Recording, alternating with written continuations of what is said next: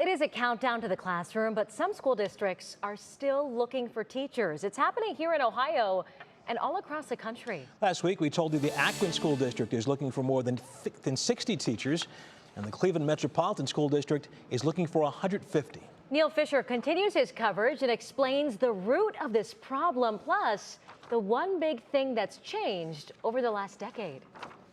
For local universities, enrollment in fields of education has changed. Over the last 10 years, you've seen a big drop off in the number of these, in the enrollment in teacher preparation programs. For some, change is good, but this is not.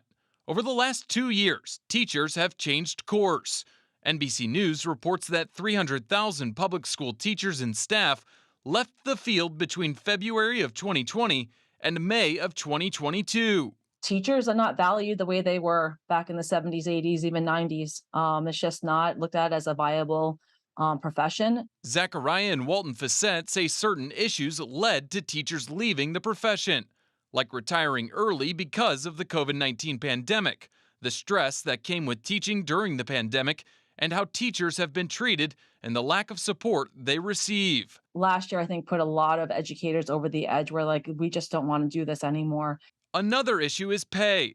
The national average salary is around $66,000, but graduates face a greater issue. The number we should be, I think, looking at is the starting teacher salary. When they look at, $30K, $35K to start when they graduate, they're not seeing it as quite the viable career option. In order to protect future generations, change is needed. We want the best for our children. We want the best teachers. Luckily, some changes are being made to benefit teachers. We know most of them use their own money to buy supplies for their students and classrooms. The IRS announced that teachers and educators will be able to deduct up to $300 of out-of-pocket expenses for this year when filing their federal income tax return. This is the first increase in 2 decades. The IRS also says it'll continue to rise in $50 increments to adjust for inflation. Russ. All right, Neil Fisher, thank you. And this story is for students. In just over 2 weeks, the pause on student loan payments ends. That moratorium has been in place since March of 2020.